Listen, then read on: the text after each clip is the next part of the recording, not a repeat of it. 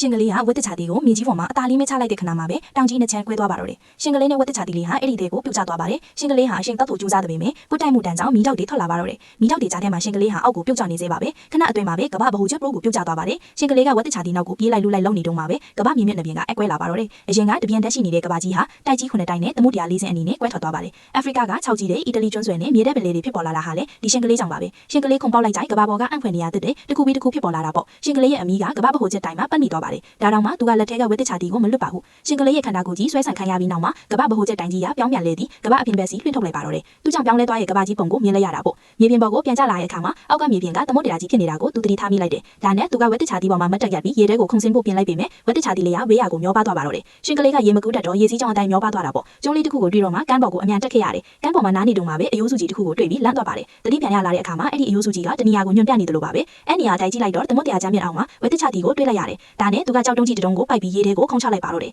ရှင်ကလေးရဲ့ခန္ဓာကိုယ်ကြီးတစ်ခုလုံးချုံဝင်သွားပြီးပြန်လဲချမ်းမြေကိုရောက်တဲ့အခါမှာတော့ခောက်ဆွဲပြားလေးဖွေသွားရှာတယ်ခက်ခက်ခဲခဲဆွဲထုတ်လိုက်တဲ့ဝတ်တချာတီကအခွန်ကြီးပဲချင်နေပါတယ်အဲ့ဒီအခွန်ထဲမှာဝတ်တချာတီတဲ့အပုံအပင်ရှုံးမဲ့နေရာကိုညွန့်ပြထားတဲ့ရတနာတိုက်မြေပုံကိုတွေ့လိုက်ရတာပါပဲအရန်ပြော်သွားပြီးရတနာတိုက်စီကိုခရီးဆက်သွားပါတော့တယ်တစ်ဖက်မှာလည်းတောထဲမှာရှင်ကလေးရဲ့လက်ချက်ကြောင့်ငလဲတွေခဏလုံနေတာပေါ့မန်နီကသူ့သမီးလေးနဲ့စကားပြောနေတော့မှပဲအကြောင်းကြီးပေါ်လာပါတယ်မန်နီကသူ့မိမနဲ့သမီးစီကိုခုံကူးချင်ဖို့ကြိုးစားတဲ့ပေမဲ့ဒီယေကိုကတားလိုက်နိုင်တယ်မန်နီနဲ့ဒီယေကိုတို့ဟာရေခိုင်းပြင်ကြီးပေါ်မှာတင်ပြီးသမုဒ္ဒရာတွေကိုမျောပါသွားမှာပြီကန်းစီကိုပြန်ရောက်အောင်လုပ်ပေမဲ့မရဘူးမန်နီကဘေးကိန်းတဲ့နေရာမှာသွားဆောင်ဖို့လှမ်းပြောလိုက်တယ်မထင်မဲ့ပဲတိတ်ခေါင်ထဲကနေအပွားအိုတကောင်ထွက်လာပါတယ်စစ်ရဲ့အပွားပါအပွားကရေမချိုးရကြပါပြီအခုလိုရေကန်းကြီးကိုတွေ့တော့ခုံချပြီးရေချိုးပါတော့နဲ့သူ့ကိုကထွက်တဲ့အနံ့ချောင်းငါးအုပ်ကြီးတင်မကငါးမန်းကြီးတောင်မေ့လဲသွားပါတယ်အပွားကြီးမျောပါသွားတာကိုမြင်တော့စစ်ကသွားကြရတာပေါ့သူတို့ဘယ်လိုလွတ်အောင်ပေးရမလဲလို့စဉ်းစားကြည့်တော့မှပဲရေခိုင်းတောင်ကြီးတကူသူတို့စီမျောလာတာကိုတွေ့လိုက်ရတယ်စစ်ကအကူကြီးတောင်းပြီးអော်လိုက်တော့ရေခိုင်းတောင်မဟုတ်ပဲပင်လယ်သားပြတင်ပေါ်ကြီးထိနေပါတော့တယ်